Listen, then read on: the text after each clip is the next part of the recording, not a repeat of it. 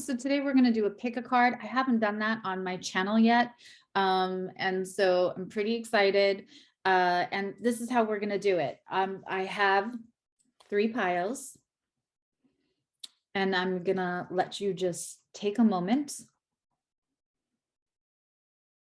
And I want you to feel like which one calls to you or which one you feel drawn to. We have group number 1 with the tiger's eye and selenite, group number 2 with black obsidian and pink quartz, and group number 3 with a little lepidolite and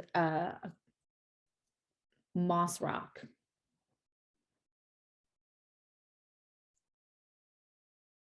Take your time.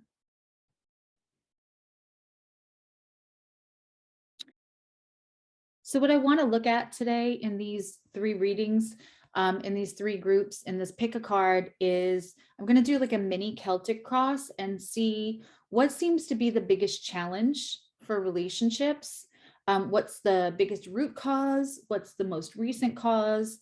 And how we can move through that. There's going to be some oracle cards, and then I'm going to read from Into the Lonely Woods. We're really going to focus on how we do relationships and what does spirit, what does universe, what do your angels, whatever resonates with you, what do they want you to focus on for your own best health and happiness and peacefulness? So the next time we step into an exchange with somebody or an exchange we're currently in, how can we best harness those energies to align ourselves? And again, just to be happy and peaceful, and have good, healthy relationships.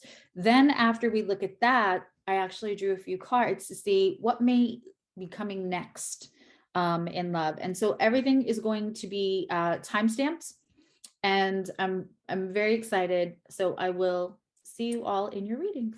Okay, so let's look at number 1. I'm going to put that aside and this aside. So we have, this is very interesting.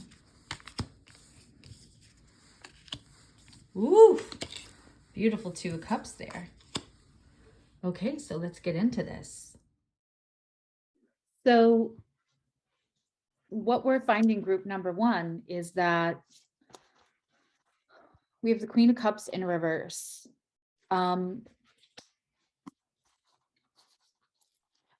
We have somebody here who may feel like everyone tells them they're too emotional, or no one's really tapping into that deeper emotional side of you. And when I find that in client work or in readings, and just in life, is that often that's somebody who doesn't feel safe. You could be somebody who has a lot of Gemini placements.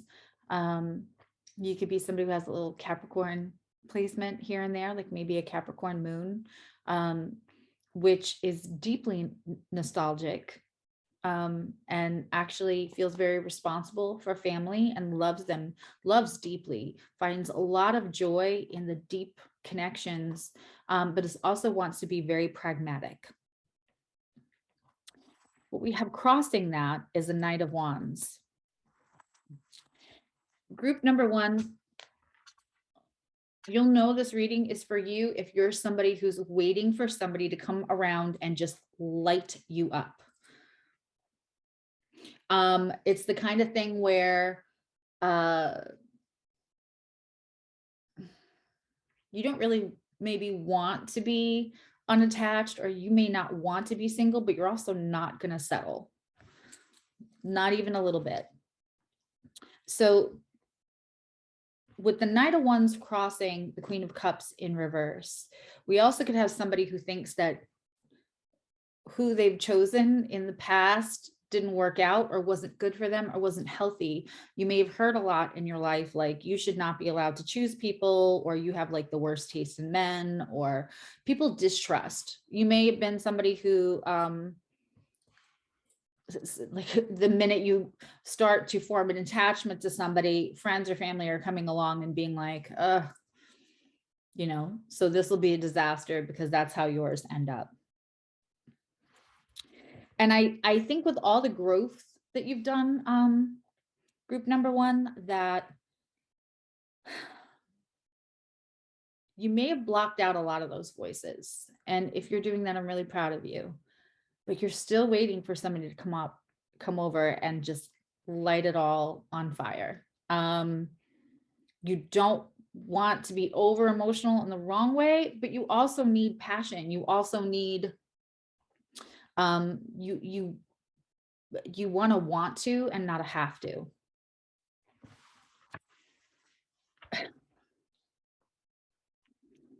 What the heck? It's me. So I'm just going to say the quiet part out loud. In the deep past, you may have been surrounded by the idea, there may have been a lot of structured, organized religion of any type, that may have made you stay in relationships too long. You may have been encouraged to try to work things out with people that were literally crushing your soul, or you love in a different way. Doesn't have to be, LGBT community doesn't love in a different way. They just love people, and have relationships that make closed-minded people uncomfortable. But something that was unconventional, let's put it that way. Love is love, but there was something unconventional about the way that spoke to your heart, spoke to your soul, that you may have been told was wrong. You may not have wanted to like get married. You may have wanted to have a child without the piece of paper. There's just something here where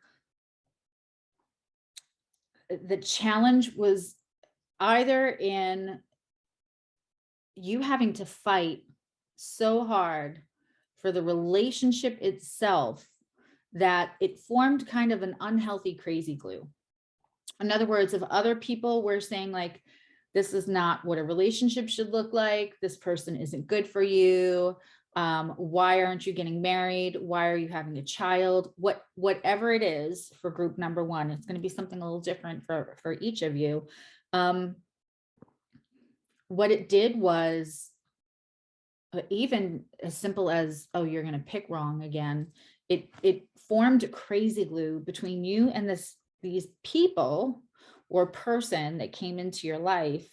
And you were so busy talking about how great the relationship was to convince everybody that was giving you a hard time, that when we hear our own thoughts and we believe the words that we say to ourselves, and somehow this has put a fog or something over the relationship so that you weren't able to see clearly. And even if you could, you may have ignored it a little bit because you are already rebelling and bucking up against the system, the organized religion, the parents, the friends, whatever it may be. There was something you were railing against, and it after a while, it didn't become about defending this person. It became about defending your choices. In the recent past, we have 8 of Cups, walking away.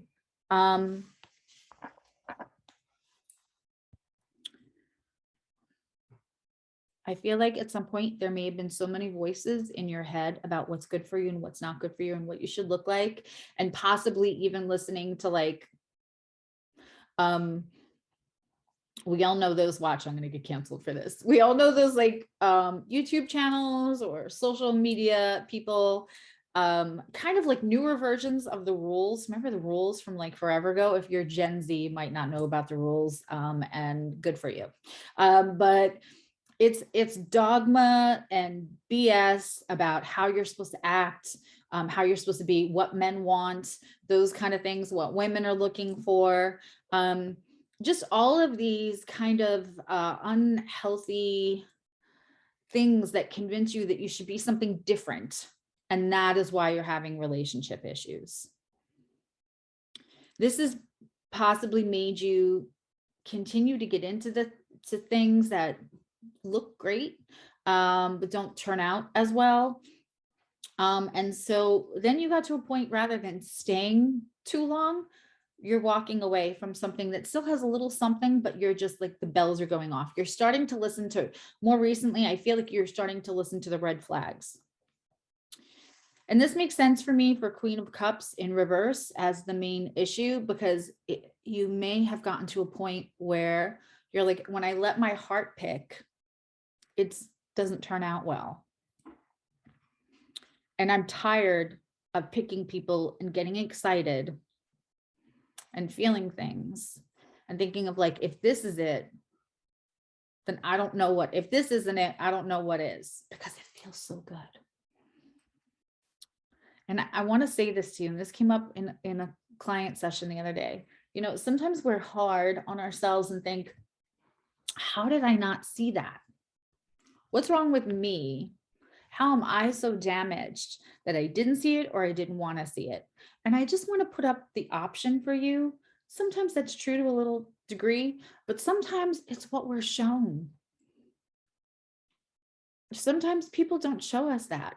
And there's two reasons for that. Sometimes people are just purposely not trying to show you their worst flaws. There's probably three reasons for that, because they're so crazy about you. They don't want to do anything to risk what's in front of them. So they hide a little bit or a lot.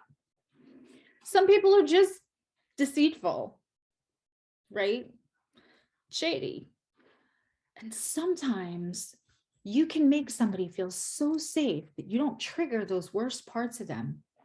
So while you are vibing a genuine, authentic personality with somebody, you're not crazy. You're not a bad picker. Something about you came into their life to help them heal wounds. You know, we talk about how people come into our lives to help us move through stuff. That happens both ways. So something about you felt so safe and so soothing. I joke around and call that human Prozac, right? That you just didn't trigger anything that possibly would have given you the not only little red flag, but waving giant banner, right? So like, they didn't show it to you not because they're an awful person. They didn't not show it to you because they're shady. And you did not see it because you're blind or broken or stupid or a sucker or any of those things. You are so wonderful. You are such a beautiful human being that you made them feel safe. And so you didn't trigger the parts of them. And they may have felt like, oh, this is what it's supposed to be like, so I don't feel like that. And then, you know, perpetrate those trauma manifested behaviors because I'm not being triggered. It will eventually come up because when you put people on pedestals, they fall. It's not good for the person being put on a pedestal. And it's certainly not good for the person putting you on a pedestal, because one person feels less than, and the other person feels like they're walking on eggshells. I feel really, really, really called. I didn't know how long this was going to go. I thought like maybe this will be just a quick pick a card. Oof, we're running into some stuff, aren't we, group one? I'm getting a little teary-eyed. What's beautiful is that being said, and I hope you all just had an aha moment. I love giving those out. If I could be Oprah and say, you get an aha moment, and you get an aha moment, and you get to move forward like a little less self-conscious about something, that would be, then I can like stick a fork in it. I'm a happy girl. That's what I'm here to do. What's gorgeous is, and I feel a shift in energy moving forward with all of that knowledge, right? And all of that gleaned wisdom, that life experience. What you don't see coming is this. And let me tell you something. I spent, not gonna lie, about a good 40 minutes meditating and asking universe for each group for the card representing the spot that it would play out in your reading. I did not look at these. I did not see them. They had been turned over for a day. I put the stones on them and I put an intention on them. So I did not pick these cards ahead of time. And I mean, I picked them ahead of time, but I did not look at them. I would not sleep if I was disingenuous. The Two of Cups is beautiful. This is reciprocity. This is people giving the equal share of love. That is coming. And you've probably heard that before and you're like, blah, blah, heard it's coming before. I don't mean like exactly how you imagined it or exactly who you're thinking of, but it's energetically available to you.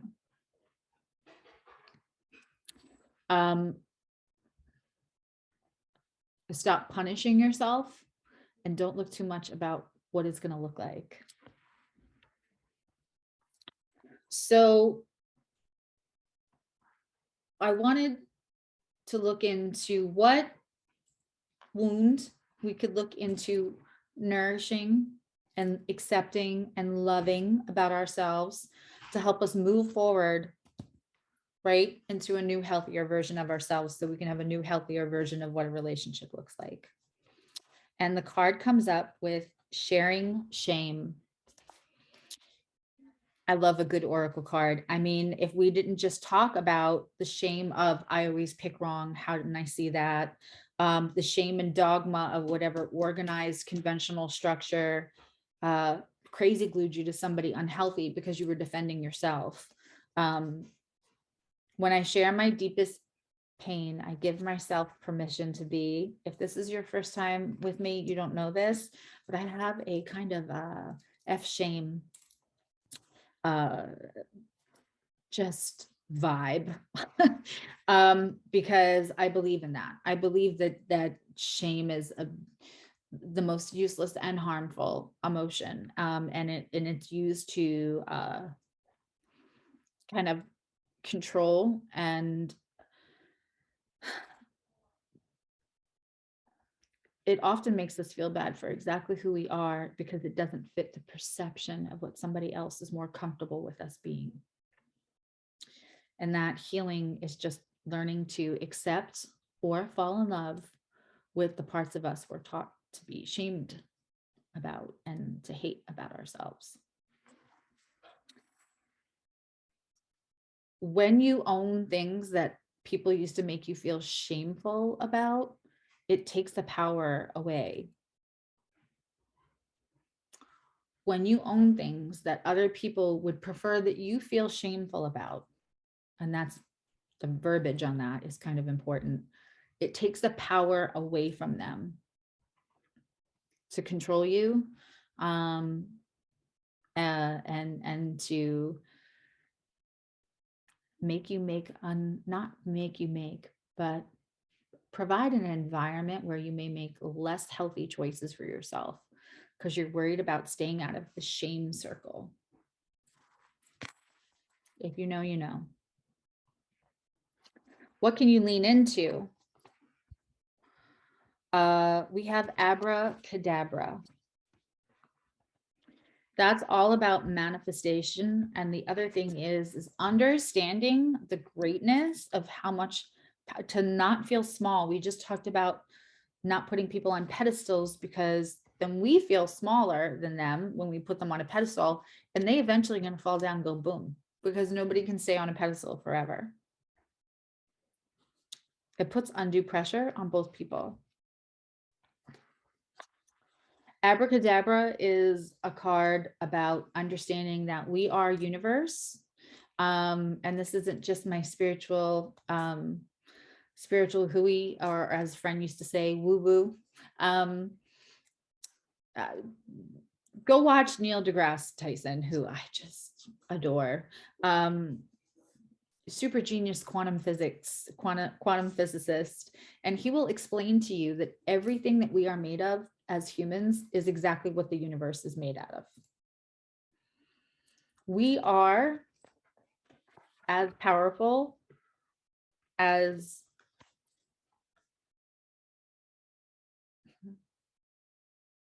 I don't want to say we want to be, because there are so many people who are disenfranchised and there's so much going on right now, but you have nothing exists outside of you that does not exist inside of you. When we take away shame, when we take away judgment, when we take away the harmful words that play as an inner dialogue, we have inner critic, and then the inner critic is kind of egged on, gassed up by all the things we've heard in early environment. Abracadabra just means when you are ready and at your own pace, start to undo those harmful words that you hear all the time. We have our Into the Lonely Woods. And now this is my favorite part. So before we get into what could be coming in love, because right, we're now, when we have awareness, we can help move through things. So I just want to read this beautiful little card. So we have, so for a lot of you, and I don't think there's many cards like this one. This is 20. Blessed reunion. When the reunion comes, it will be blessed and pure and so full of joy that you will not regret the time you took from each other. The time you have and will have moving forward, so full of love and kindness and of recognition and support, will be yours and will continue all the days of your life. This moment matters. This is love in full bloom. This is heart song finding its harmonic companion in one another. This is life as a tapestry woven of love. You are held, supported, seen, and heard, and you will know again. You will be known again, and this partnership will have more soul substance than any other previously created. This reunion is the union of two renewed souls is blessed.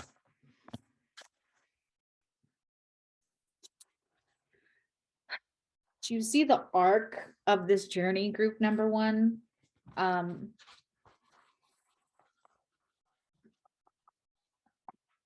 understanding the power in yourself, and there's nothing outside of universe that doesn't exist in you, quite literally and scientifically, is going to require to start to trust yourself. It's going to require to start unhearing the inner critic that was fed and given lines by the people in your environment that told you you couldn't pick, or you picked wrong, or you love wrong, or whatever it is. We're next going to look at this next pile of what could be coming up next for you in love, in relationships. Okay, so now we're going to look at what may come up for you now that we're looking at a more healed. Okay, so the first one, I wanted to know what qualities the person may have or what sign they may be. And then we have some romance angel cards, more about what the energy may feel like when you first meet them, and then where the energy may go. Holy cow. All right, so let's get into this. Okay, you're not crazy, wardrobe change. So these are amazing. And again, I meditated heavily, and I chose each deck very carefully. And then I asked for cards that would kind of have identifiers or have a certain place in the reading, and not just, I wanted them to be specific. So when I asked what qualities or what sign we may see in this next person, or what, where they're at in journey is a big deal, isn't it? Like, in other words, you might have a Virgo that has more Capricorn energy, or Emperor energy, which is Aries, And you may have a Capricorn or an Aries that has more Cancerian energy. It depends on where they're at in their journey. We have the Emperor. There's wisdom. You might be dealing with somebody with like an Aries moon or an Aries Venus. And either of those signs are going to make you, are going to make sure you feel loved, cared for, wanted for sure. At the same time, kind of that person that you know is not overly needy. For this group one, you know, we talked about the people that didn't work out or the way that somebody else might have cemented you together because you're so busy defending. But the other thing is here is that you may have you know, I'm feeling an extremely emotional, nurturing person, which is why you feel like for some reason that's been a detriment. And we have that Queen of Cups in reverse. That sometimes can attract people that need a lot from you. And that's okay. Sometimes all relationships aren't 50-50 all the time. But this feels like somebody who, I'm not saying they don't have bad moments. I'm not saying they don't have their little flaws. It'll be the non-negotiables, right? The little non-negotiables for each person. But this energy is not asking you to feel their feelings for them. This is going to be a real partner. They may come off a little intimidating and you're thinking, why me in the beginning? And it may be somebody that you don't suspect, because I don't know that this person could be already around you or around you soon. And you may think well of them to the point where I don't, you know, hopefully we go through that healing process like we saw. And we don't put them on a pedestal. I think that was so important to be said, because it's showing up here with the Emperor. We have to be careful not to put the Emperor on a pedestal. You want to be the Empress to the Emperor, or let them be the Emperor to your Empress, or however the energy may work. Yeah, there's a playfulness here, because being a nurturing, loving person is wonderful.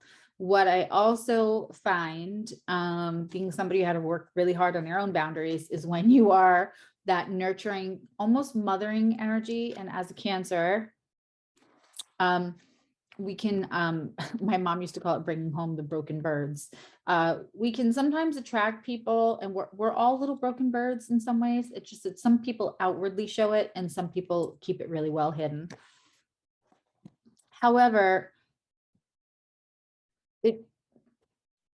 it feels like what's really refreshing about this person that's going to feel their own feelings and have a little wisdom and experience, is that you get to be playful, because you're not going to be mothering them all the time. When you are so deep into nurturing and mothering energy that it creates a codependency, it's hard to be playful, because you feel like, how can I be playful if I'm holding everything up? And then they're resentful, because, you know, don't nag me, or whatever the case may be. And this can be masculine, feminine, it doesn't matter.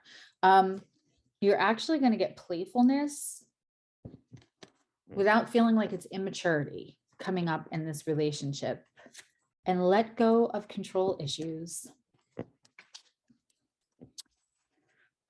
When we're doing somebody else's emotional work for them, when we are in a relationship where we're carrying a good part of the load for a good part of the relationship, we can have that feeling where we don't think of ourselves as controlling, and you probably wouldn't opt to be controlling.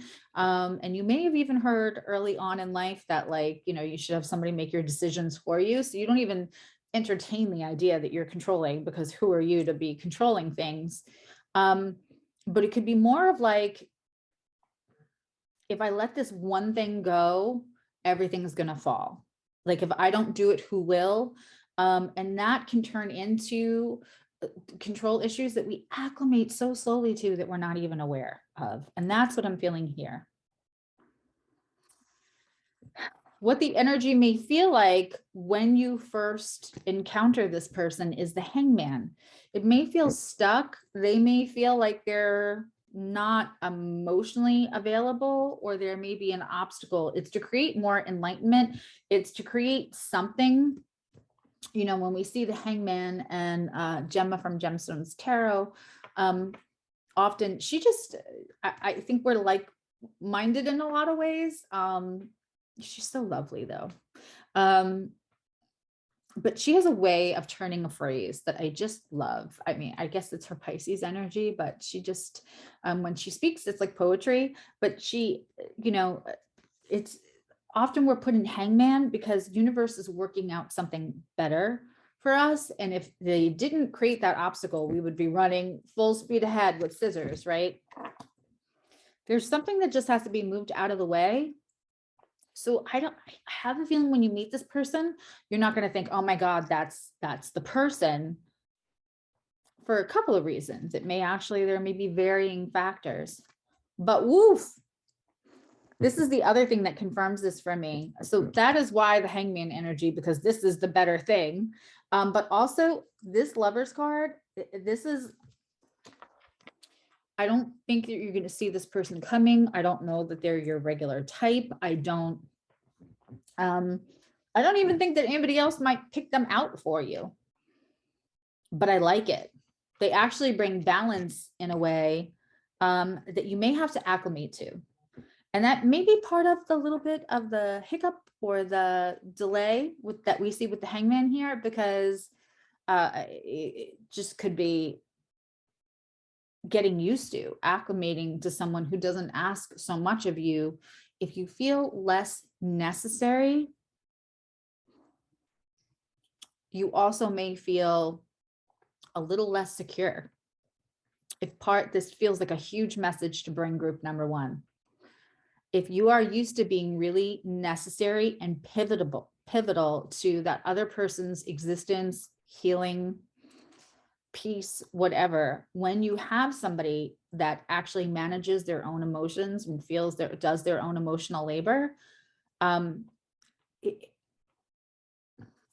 it might feel a little bit like, what if I'm not as necessary? It could bring up a little insecurity. And so there might be a little stall while you two are kind of getting used to each other's ebb and flow. But I really love this for you, group number one. I'm going to say, watch this one again. And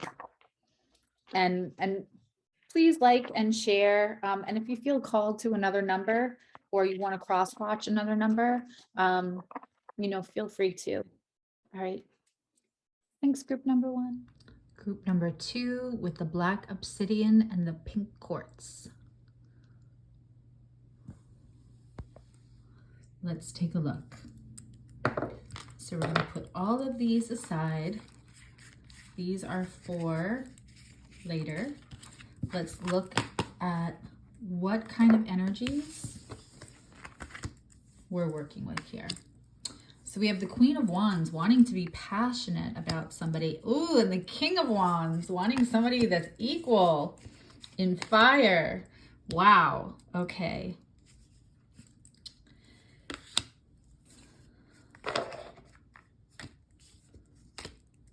All right, let's get into this. This is very interesting. Okay, group number two. Your cards are really interesting. And again, I don't look at these. I don't pick them. And so when I'm shuffling, I'm just immediately putting them in the pile. So this is fun for me to examine. As the main energy, we have you as the Queen of Wands. This is the goal. This is the goal or the challenge, kind of the main theme of the reading. There's a couple of things that are coming up for me right away. And the thing is there's King of Wands kind of crossing it. You could be somebody who prides himself on that like Marilyn Monroe quote of like, if you can't handle me at my worst, you don't deserve me at my best. I'm picking up vibes of somebody who may have a little bit of an acerbic wit, and as a little bit of a firecracker. But inside, that's all to hide that like the what I call creme brulee, like that warm, gooey inside. I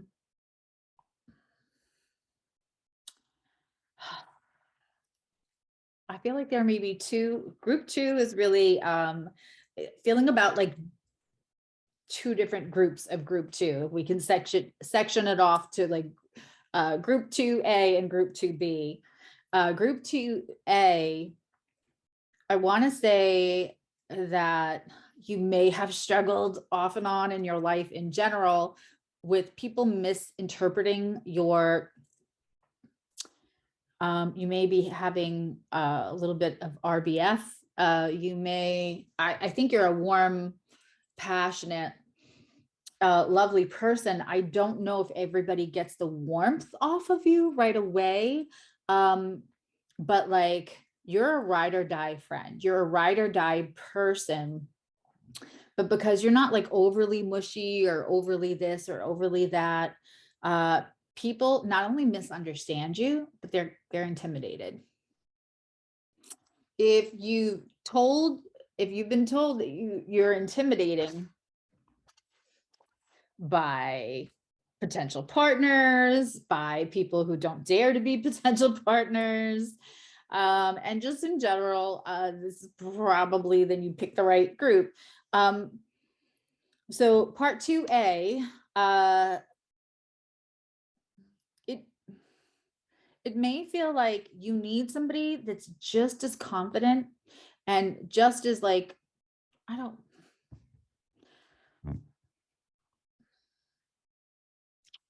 not advocating somebody speak to you like out of pocket or in a verbally abusive way, but you want your sass returned.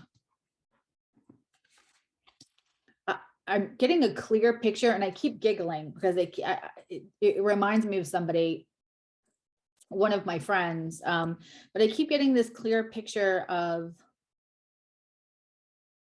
what I'm attracted to is somebody who returns my sass, but I don't want them to be like a jerk. And then what that little wounded, sassy person wants is somebody to make me feel safe. But I can't hold that attraction. This feels like a struggle for like, I need somebody who can return my serve without being so full of themselves that it's an issue. It may feel like that has been a little bit of a struggle for group 2B. I'm going to say this Queen of Wands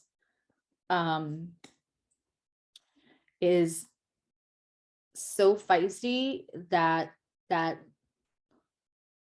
feisty person that keeps coming in, like the King of Wands is no, you need more balance. May also be somebody that I'm actually seeing a group here that's like almost above average. There's a small percentage of you here that are above average, just kind of stunning, and what that has brought into your life.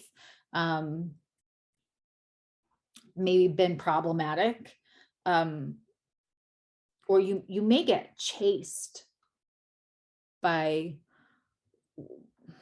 there may be assumptions about you where you get chased or offers from somebody who thinks that because of your blessed genetics, that's also what you're looking for in a partner. And again, the intimidation factor is here.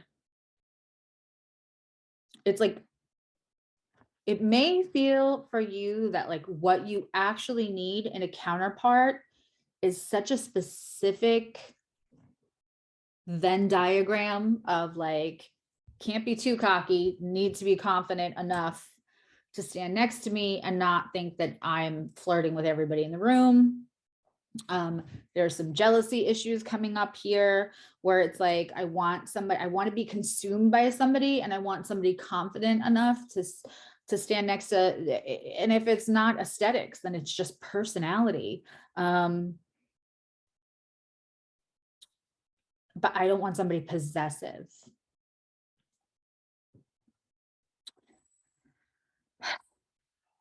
In the deeper early environmental factors going into this challenge for you for relationships, group 2, we have the Wheel of Fortune. When we have the Wheel of Fortune in play in this spot, we're looking at somebody who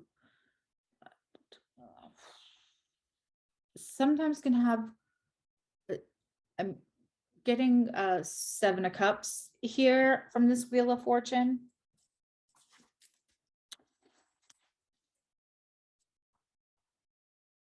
It's hard to distinguish what universe is putting on your plate in front of you and what's just an overwhelming amount of opportunity, because some people like a challenge, a lot of people like a challenge, and I believe that you can be seen, perceived as a challenge.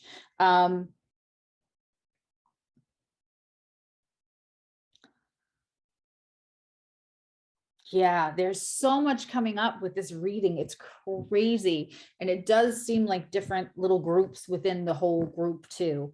For some of you, you moved a lot, and it made it hard when you were younger to have stability. And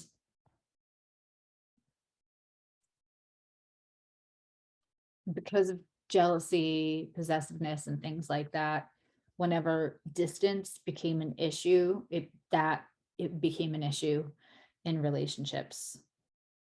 That may just be for one of 2 of you, but that just came up strong. Much like the 8 of Cups for group 1, the recent issue is the 6 of Swords.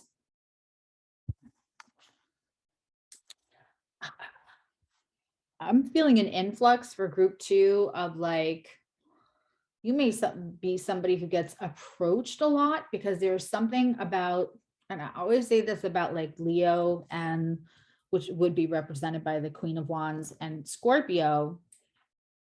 I get it, it's a fire sign. They're both really magnetic. And sometimes there's something about like them being the prize or conquering the person that everybody else wants, is like an ego boost. It's like soothing wounds in the wrong way for the wrong reason.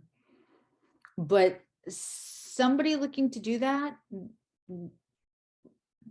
often, trying to find my words carefully, will put in a lot of effort to accomplish their task, which is the securing of your affection, and usually in kind of a public way. Arm candy, if you will, and you want to be soul candy. And I think that you really want to be soul candy. Things might go sideways fairly quickly in some of these situations. And something else is always kind of presenting that, like leaving smoother waters for choppy waters, kind of like jumping out of the pan into the fire. There's a lot of movement I'm feeling. Again, this could be for a bunch of you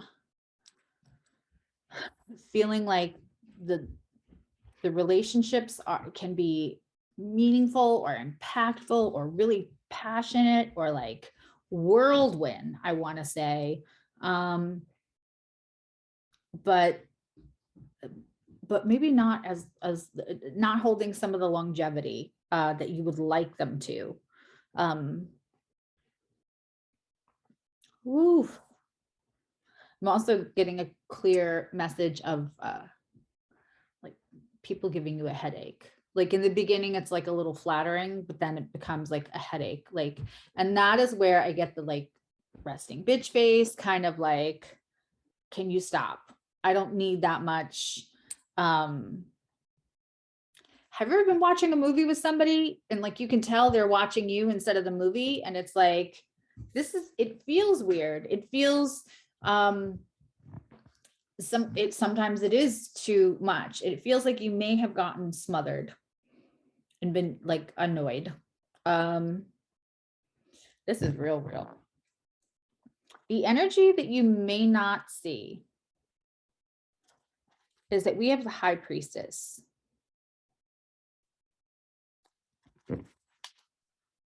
Okay. What I just saw is a pipe cleaner, and I'm going to explain that.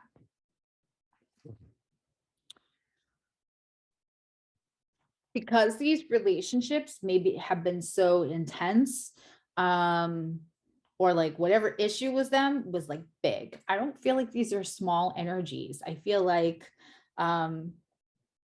whirlwind. And so sometimes what happens with that is like, if that person was too jealous, the next person, the thing that we're looking for the most is for them to not be jealous at all. And then we miss something else that we maybe regarded as a small red flag because we were just focusing on, I don't want to repeat the last mistake.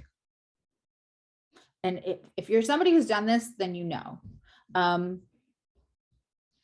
I think there's not enough trust in yourself and your intuition, because you might be a little hard on yourself of what, again, and this came up for number one, of what you didn't see or what you weren't shown or what felt good because it was soothing the problem that the last person left you. But there is great intuition within you.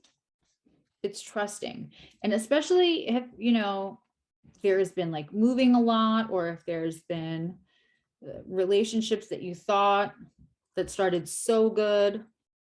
And I just had this conversation with Connie Joe in regards to Chiron. You may be somebody with a strongly aspected Chiron to either your Venus or your moon, where trauma bonding may come up as a theme. But you have incredible intuition. I don't know that you're trusting it enough because you're too busy just trying to make sure you don't make that same mistake wearing a different pair of pants or a different skirt. If you know, you know. And if you need me to explain it, please leave me a comment if I'm not being clear. I know sometimes as things come in, the thoughts develop. So if you need anything clarified, please feel free to leave me a comment.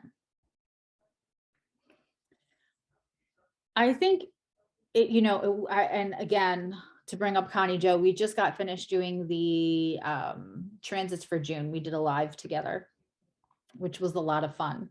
And one of the things we talked about was when Neptune goes into retrograde. I don't know why I'm tongue twisted, but when Neptune goes into retrograde, we lift a lot of fog and fantasy about people and situations that, you know,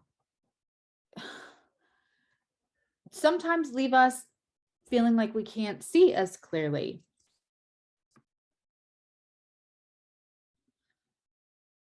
There may be trust issues with Queen of Wands and the King of Wands crossing it, the Wheel of Fortune and the Six of Swords, trying to leave choppy waters for smoother waters. The look inwards to trust yourself seems like a lot of, listen, some people are made for a lot of growth and evolution in their chart. A lot of growth and evolution through this lifetime.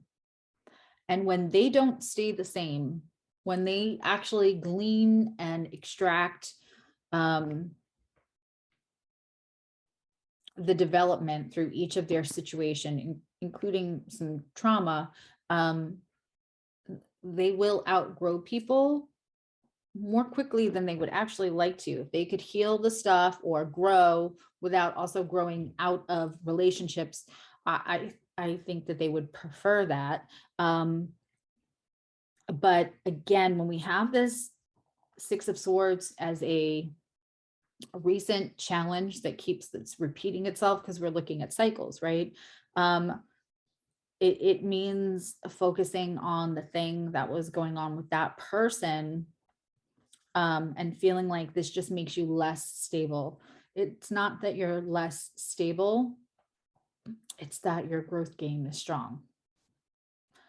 So when your growth game is strong, the irony of that is that you probably have more wisdom than you give yourself credit for. And you can probably trust yourself more than you give yourself credit for. But because there's a change of the guard or a change of feeling, or when you look back, and I say this all the time, when you look back and think even 3-4 years ago, like, oh my God, what, I would never pick that person again. It's because your growth game is strong. That like allow me to reintroduce myself. But that can also get a little exhausting when it's you and you're like, can we heal some stuff without everything having to be shaken up? That creates a more challenging environment to trust yourself. But I promise you, you can trust yourself. And that's really, you can exist both in a place where you haven't had super long relationships, or people don't turn out the way that you feel them to be in the beginning, or what lights your fire is not as healthy. Like, you can have all of that and still be able to trust yourself and deepen and develop that again and again.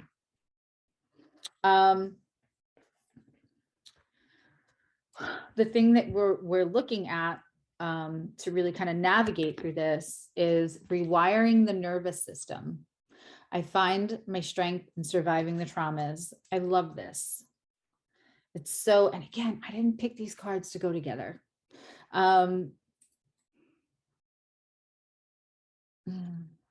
That Six of Swords, it's got some fight or flight vibes. And one of the things I always say about Six of Swords is like, just remember when you get in that boat with those swords, you're bringing your communication style, you are bringing your lack of communication style, you're bringing your relationship, like you're bringing you with you. So what you want to do while you're in that Six of Swords mode is really like take a moment. You may need longer periods of time out of relationships. And as a Cancer, I didn't love that. The first time I spent a decent amount of time out of a serious relationship, I was kind of constantly going on dates that most didn't get to a second date. And that also became tiring. And then by the time I got to a place where something looked like it could be a second or third date, I looked the other way quite a bit because I was tired. Not a great reason to ignore red flags, but I was also still learning myself and learning how I navigated through traumas. And that's just a human experience. It's not to center it around me, but I think that's a very relatable experience. When we are rewiring our nervous system, part of that is throwing out shame. Also came up in group 1. Because when we start to get nervous, when we start to get that anxiety, it's usually fear coming back about repeating things, and not just like what it'll put us through, but what everyone else will say because you're repeating something. I'm going to invite you to let that go.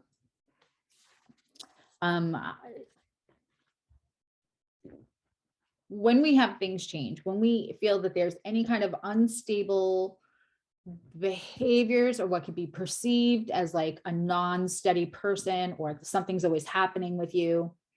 Oh my God, there's always drama around you. If you've heard that, this is pertinent because what we tend to look at that part, and what we don't look at is how magnificently we have survived and grown, which is why sometimes we move through people. I'm going to propose that people who stay in really abusive relationships for a longer time, maybe aren't at the place of strength and growth that you have, group number 2, because surviving trauma also means you have to survive it after you leave the situation. So when you leave situations that are unhealthy, it can open you up to criticism, judgment, lack of approval, which is judgment with lipstick.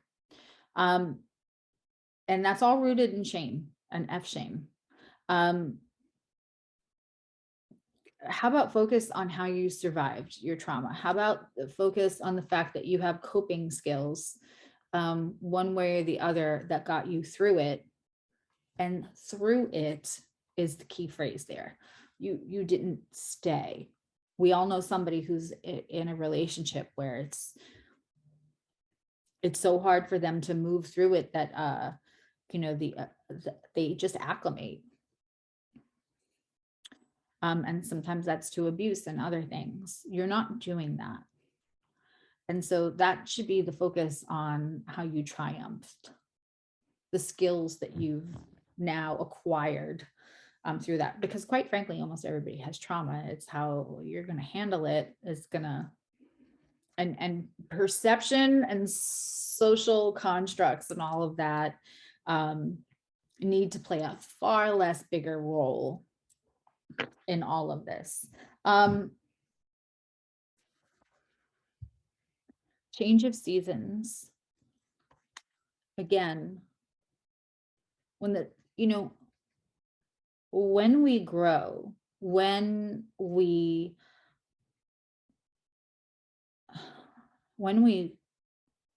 move through things, which I believe you have, it's like the changing of the seasons. Some people stay. Some people don't look at things the way that you look at them. Some people would like it to be summer forever. You embrace the changing of the seasons. That is you. And that's actually a strength to lean into. I'm going to read from Into the Lonely Woods, and then we're going to look at what's coming, right? Because now we're going to be aware of all of this energy, not be hard on ourselves. And then we're going to look into what could be coming up. So the card that was pulled for your oracle reading is the Plight of the Wanderer. There may come a sleepless night when you must walk with your troubles until they feel larger than you can continue to carry. There will come a night when the journey has taken you so far that you feel the burdens of your needs must be laid down, and you must free yourself from them. I wish I had $5 for every time I said I love a good oracle card that confirms a reading. This card comes to you to say that you must know now that some of the troubles you carry are not yours. They do not belong to you, and yet you carry them. There will be a wise one who tells you to share some of your troubles for a time. They will help you to know which to keep, learn from, and remember, and which can be put aside, acknowledged as not yours to carry, and buried softly in the good earth to heal and change and become part of the great all that is. That's referencing change of seasons. That is referencing leaving things that are no longer yours to carry, including the responsibility of somebody else's bad behavior because they were really good at studying you to conquer you.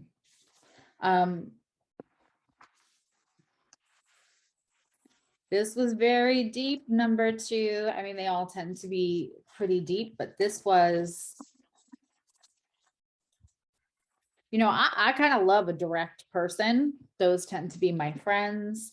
And I feel that you are direct. I feel that intimidation, and you may have had moments where you feel like everybody says I'm so intimidating, yet like I have a hard time feeling safe within a relationship.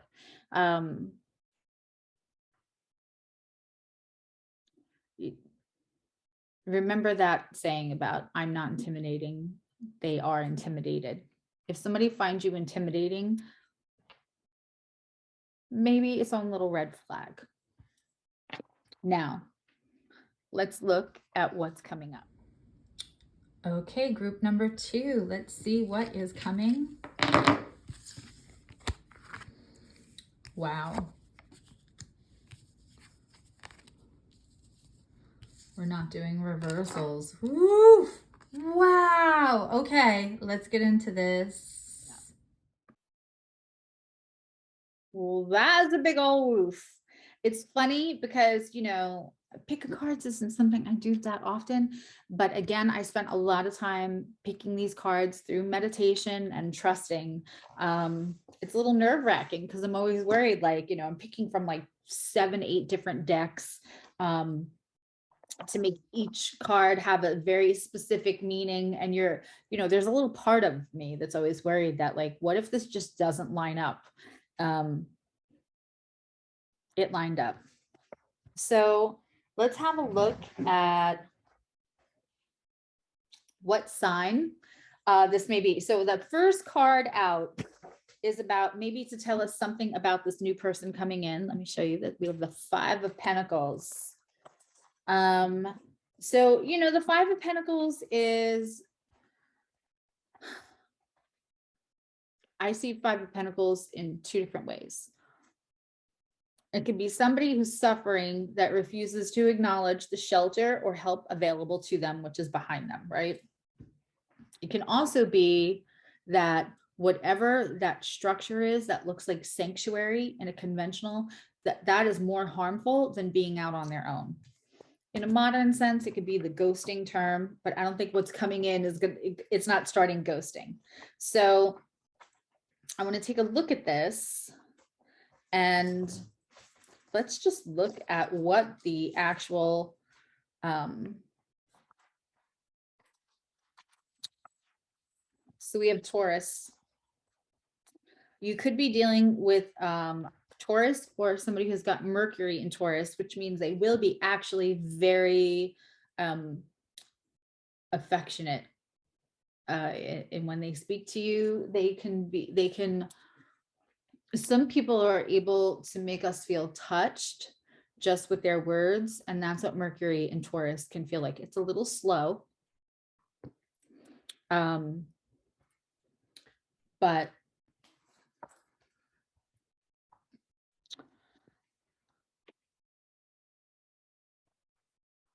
this person understands difficulties. This person, I think this person has had moments in life that humbled them enough that they also had to deep dive and find their strengths through traumatic moments and how they survived. 5 of Pentacles is somebody who is choosing to be healthy and alone rather than going and taking the obvious sanctuary if it's not the healthiest thing for them. Something just came in so strong and I don't even know if I want to go do that, but for a very few people,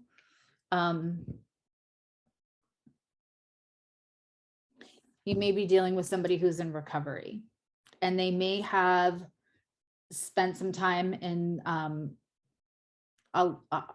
when they were dealing in survival mode, may have also done that in a very insular way, because to be social and to be around the people that might be like, hey, don't feel bad, don't feel lonely, come hang out with us. Might not be the best either influence for them, or just may not. This may be somebody who has really had to do the hard stuff alone, because what the bigger crowds were doing would not have felt like sanctuary. What feels like sanctuary to other people may not feel like sanctuary to them. That might just be one or two of you. And this would be the person coming in. So there's that little, if it comes in, I got to say it. So, you know, Mercury in Taurus, and Taurus cares about the infrastructure of security between two people. It really does. For our romance angel cards, we have passion, no surprise with a Taurus, and make the effort. Great love is worth taking the steps you're guided to take, and allow your heart to have joy again.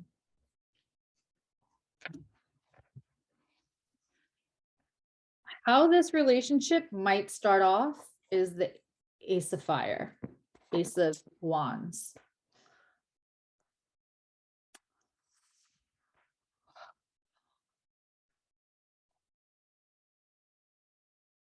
This relationship might start off with such great passion and such great, like, when you meet them, which the Queen of Wands and the King of Wands will eat up yum, that it may be something that you think is going to be a 1 or 2 time great physical pleasure. You know, I don't want to say hit it and quit it, but something you just may be so physically and the chemistry may just be like, I don't know that there will be room when you first meet each other to entertain that this it just takes up so much space, the physical chemistry. You could probably cut it with a knife. The thing that I think will surprise you is this is the part where I'm like, how it starts and, you know, how it's going, how it started and how it's going. I mean,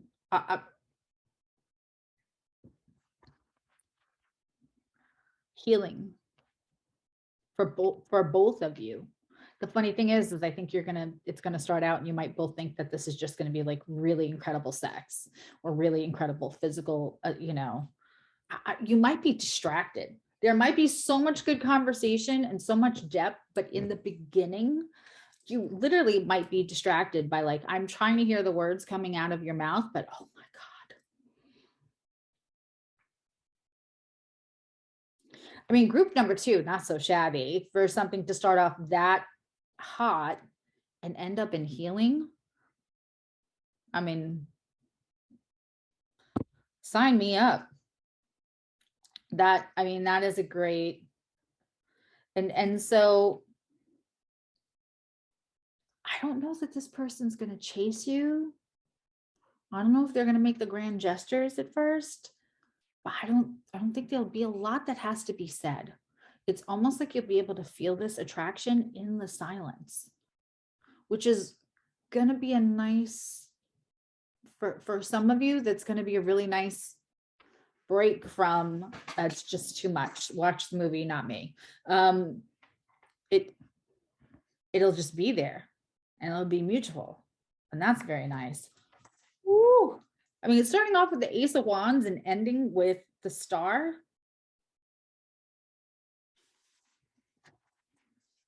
You know, and Taurus is about comfort. Mercury in Taurus is about speaking comfort and honesty. I just don't, I think this person has gone through places in life where they can take pride in their strength, but not lean on their hubris, not lean on their BDE. Wow, this was a gorgeous reading. You're welcome to watch 1 or 3 if you feel called. Please like and share if you can. And thanks, group number 2. Okay, group number 3 with the moss rock and the lepidolite. We're going to move these aside.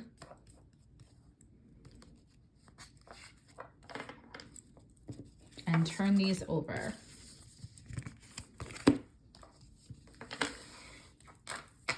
Okay.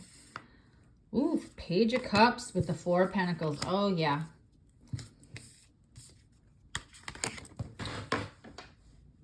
And we're not really doing reversals. That is a clear message. Wow. That is a clear message. Okay, let's get into it. Group number 3, the first thing I want to do is tell you that you are, like, your energy is so beautiful. I'm feeling some Pisces energy in here. And I'm feeling the energy of that person that you admire, because sometimes love has not been kind and they still have that, like, it doesn't harden them, you know? So what we have here is the Page of Cups. Beautiful Page of Cups. This is the Dreamers. This is one of my big box ones. I'm not sure where it is. I want to say it's the Dream Weavers Tarot. Or no, I'm going to do a whole thing where I go through all of my, oh my God, all of my tarot. What is crossing it is the Four of Pentacles.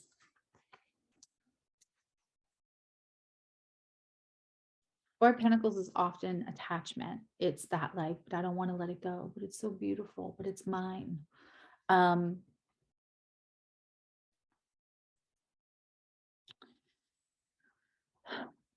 This Page of Cups in particular,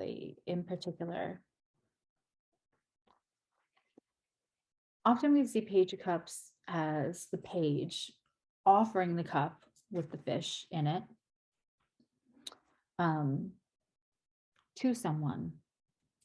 And this one, there's two sides to this person. You see two faces, and they are the fish in the cup.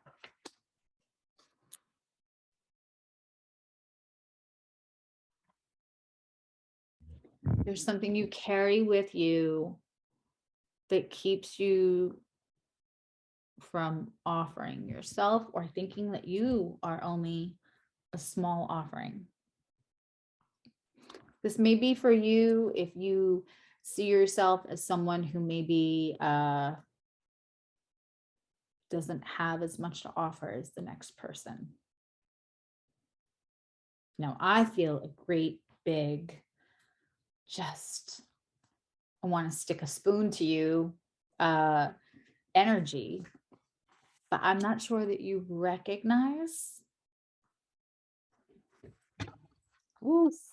Don't see yourself as a small little offering anymore, please. Four of Pentacles crossing it. You know,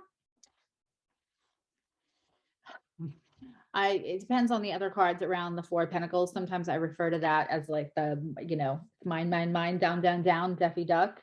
It can also be when you stay under-resourced or overwhelmed because you're afraid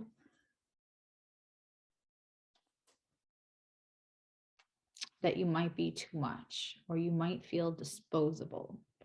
I feel like this reading feels like for somebody who has felt disposable at times, and maybe afraid to ask for what they really want in a relationship, or afraid if they don't play it small, they'll be too high maintenance. Again, often there's just times in our early environment, and if it's not in childhood, it could be our first experience with love or partnership. that somebody might have said to you, you're high maintenance, you're too emotional, you're too whatever. So now you've watered yourself down to this little Page of Cups. And you might stay that way because of feeling like you don't want to be too much, because you're already asking somebody to love you. They're already doing you the favor of loving you. You can't now ask for too much. Obviously, I don't mean that. But I think every human has been in that position, whether it's because we're a child, we're worried about being too loud, to this, to that, or in a relationship where we feel like it's fragile and we don't want to rock the boat and ask for too much for ourselves. In the early environmental impact to this, we have the Three of Swords, heartbreak, pain, sometimes three-party situation. And if you've had three-party situations, especially more than one, a lot of people have, that's going to exacerbate this Four of Pentacles, feeling like it's the thing that keeps you in that Page of Cups energy. Because if you have not felt enough, that's just as bad as feeling like too much. And if you haven't felt enough because you were too much, then it really feels like, where do you go from there, right? Often when somebody puts us in a third party situation without our knowledge, it really has 99% to do with them, if not 100.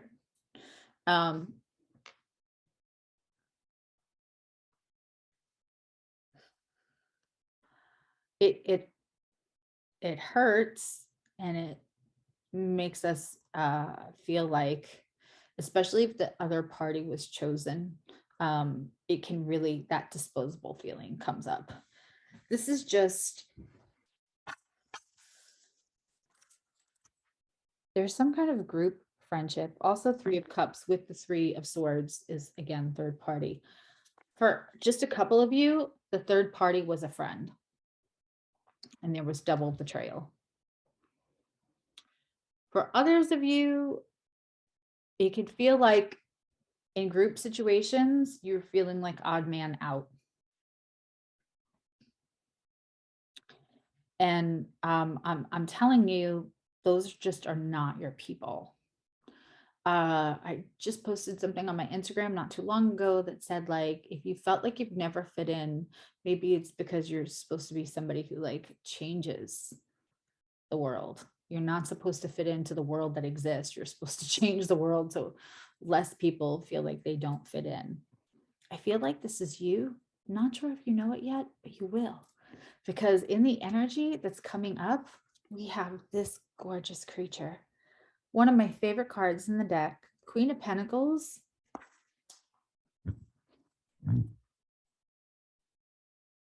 She is the stability. She can grow anything. She can lose it all. And she's a banging partner, because with the Queen of Pentacles, it doesn't matter what you have or don't have. If you lose it all, okay. And then she'll help you grow it back. She'll grow it back with you. If she loses it all, she'll grow it all back. There's a sense of understanding that there's a fertility within her. And what's irony is that it's often the person who has experienced being cheated on, having a third party unbeknownst to them, feelings of being disposable and whatnot, that slowly are becoming, almost without their awareness, of this Queen of Pentacles. Like, it's almost like you grow into her because of resiliency. Queen of Pentacles is resilient. Look at her. The Queen of Pentacles, doesn't matter if you're male or female, is resilient.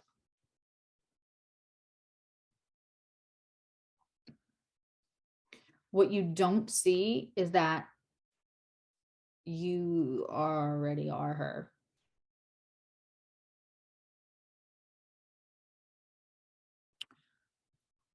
When you are not fitting in, those literally just are not your people.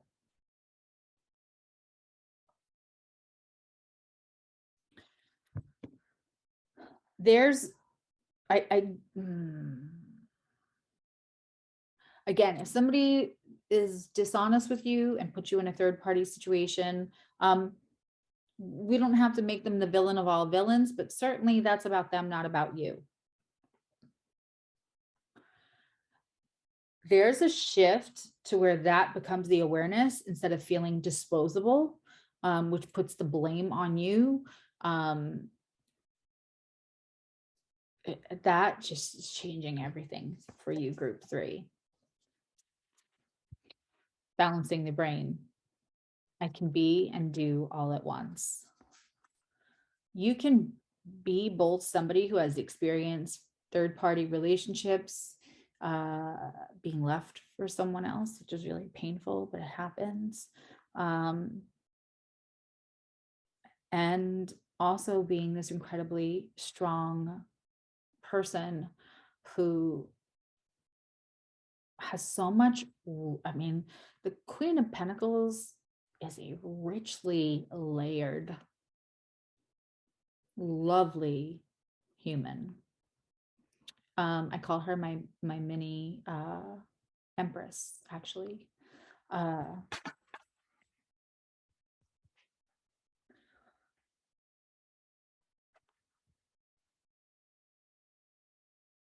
I think you may have a hard time seeing yourself as that Queen of Pentacles. I think you may have a hard time seeing yourself as such a commodity as a partner when you've experienced being felt like you weren't the commodity.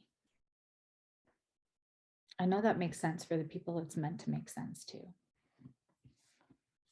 You can be both of those things at the same time.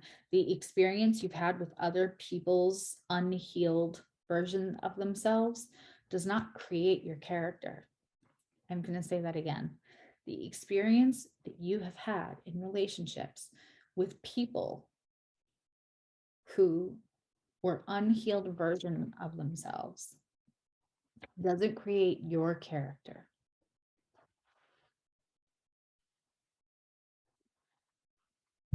Secret.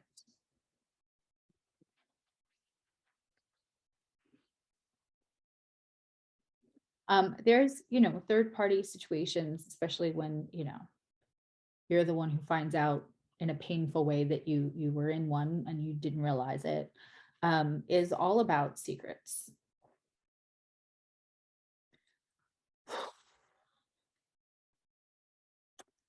Group number 3, there may have been a good amount of energy spent trying to find out those secrets so you could understand better why this person did this to you.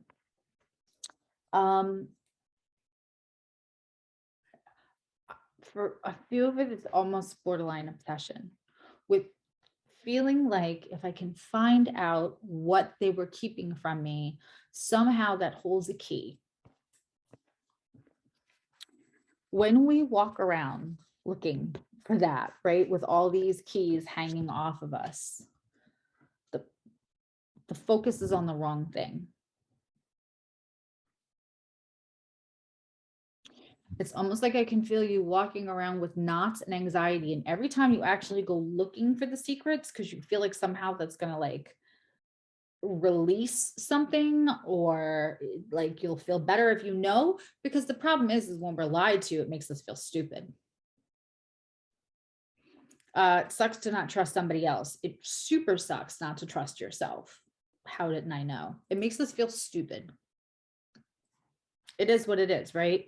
And so when you are then determined, like it's going to heal something, to find out, right, what else was being kept from me, whether you are in that moment where the ammunition feels like it's going to be healing because you really just want to like tell that person how awful they've been, or you want something on them, or really that feels like somehow that's going to create peace to know the truth, because not knowing the truth caused so much unrest, because not knowing the truth stole your peace.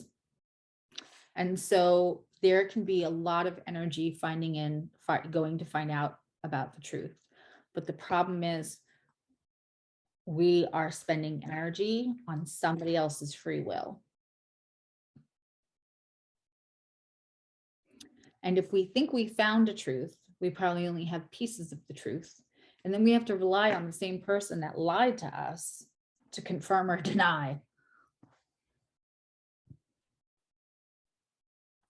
Never let another person's free will to be completely unabashedly honest with you hold your life hostage. Especially somebody you have a history of not being honest with you. Because even if you feel like you dive to the bottom of that well and extract all the truth, are you really going to be completely, where does it end? Where does it end? Because what else are they hiding? Where does it end? Because like when you ask them or confront them, are they even telling you the truth?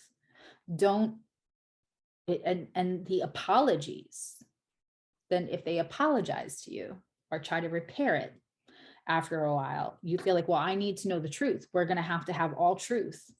But with somebody that went through this effort to create a second relationship that they hid, we're living in modern times. Give me all the codes to your phone. Okay, so what if there's a burner phone? Like, you will make yourself crazy.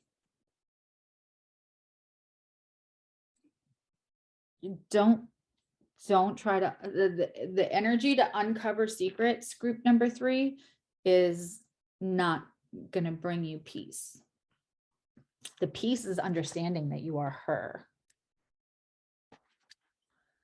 Their truth is not powerful because their free will to love you with that unhealed, harmful version of themselves does not define your character. So nor will their truth or whatever version of that. Don't put the energy into that. Knowing yourself,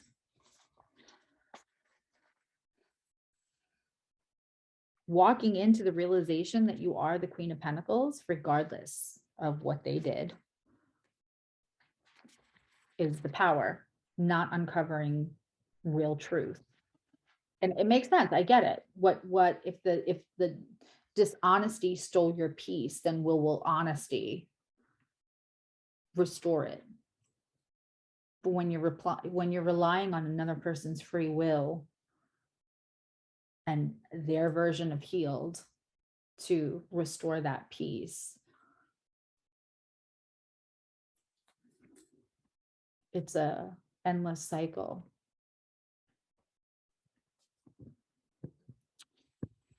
Your truth is powerful. Your truth is powerful. Again, I can't say this enough. I did not look at these cards. I actually haven't read this card. I think maybe I read it once, like when I first got this. This is universe. If you were drawn to this reading, we are told so many lies. We are told that we must be with others and that they must love us for us to be worthy. Wow. So we bend, we twist the self to please others, showing only glimpses of who we are. That's that Page of Cups. In shadow and in light.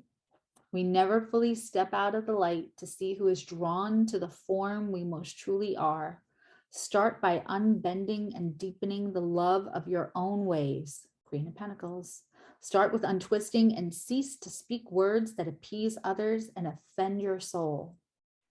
Then offer that level of care and desire for love to your own self.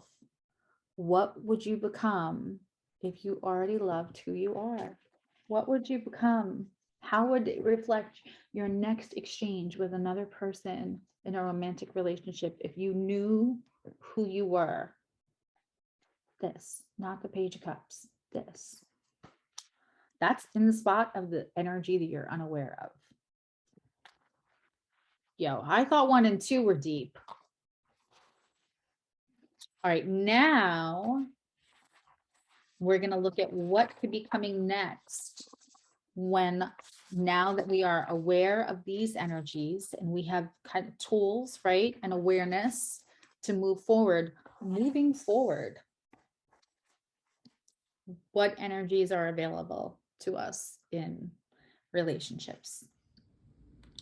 Okay, group number 3 with the moss rock and the lepidolite. Let's move these upside down. Okay, I love it, I love it, I love it already. Look at that. When we find somebody who's going to bring us, wow. Wow. Wow. Let's get into this. I'm so happy. So let's look at that. Okay, I swear I did not pick these cards. This is what came when I meditated and shuffled. I promise. The person that is coming towards you,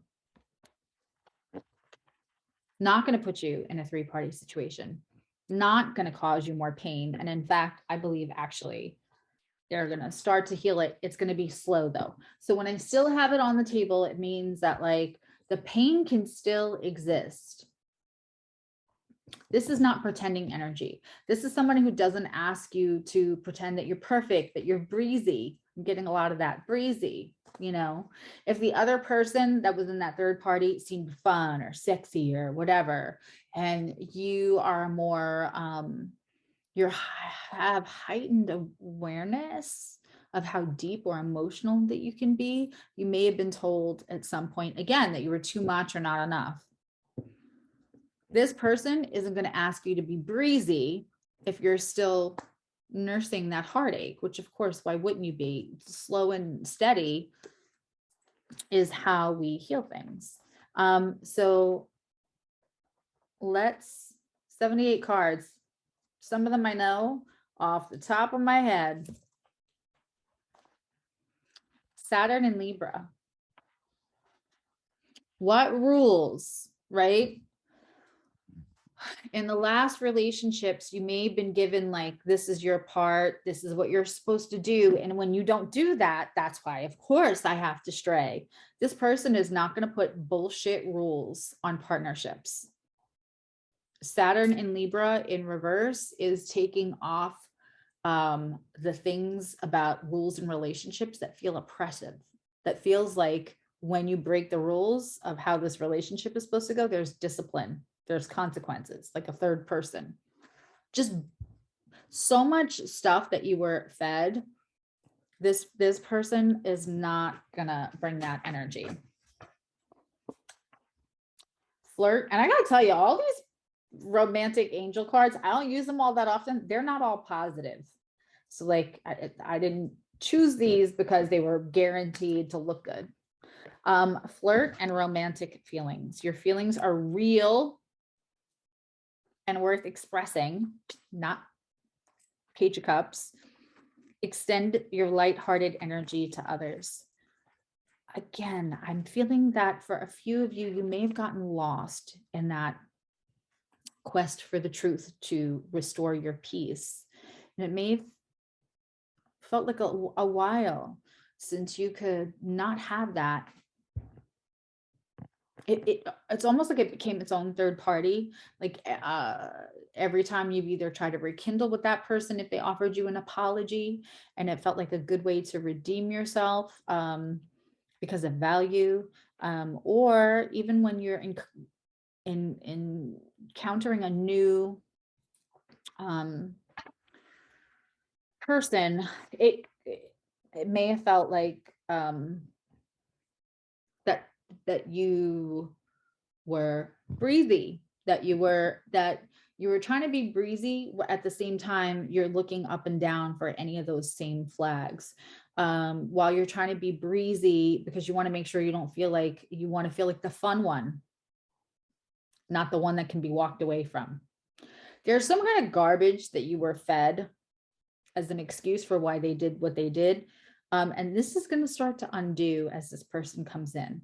And I like, when I do these, what's coming in, I'm not saying it's next week. I feel like as that stuff heals, this is the good thing we can look forward to. I don't think you have to be fully, I feel like this person will accept you as you are. Then we have how it starts and how it's going. The Eight of Pentacles. This is going to feel like less work. Again, I feel a big release of not having to pretend, which is that like Page of Cups.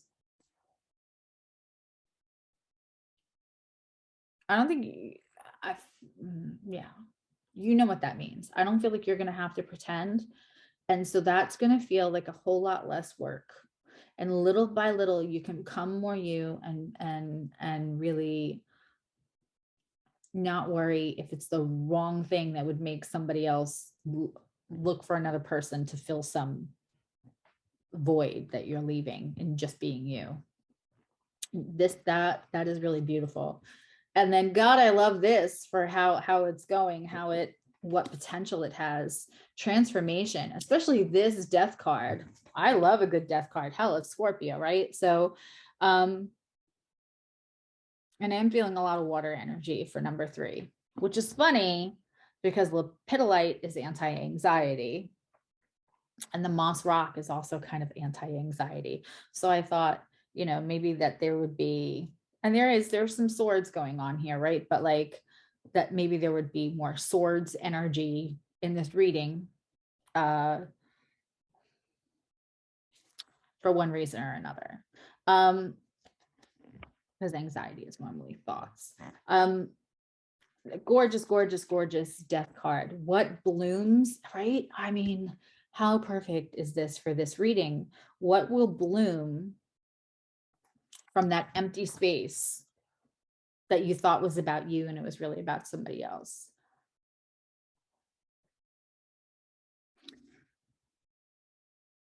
Because the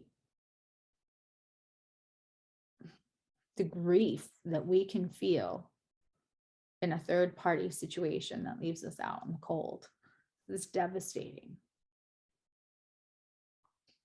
It takes apart everything that we feel about ourselves and can make us question our very worth and value as a contributing human on this planet.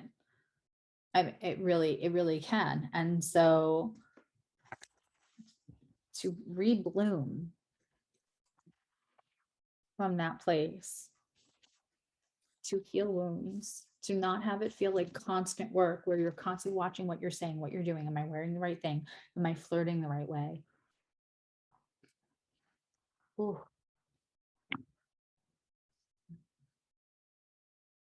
Number 3, I didn't know where this was going to go because but immediately the energy that I got is I just wanted to hug you and be like, I want you to know how amazing you are. And the cards did not disappoint.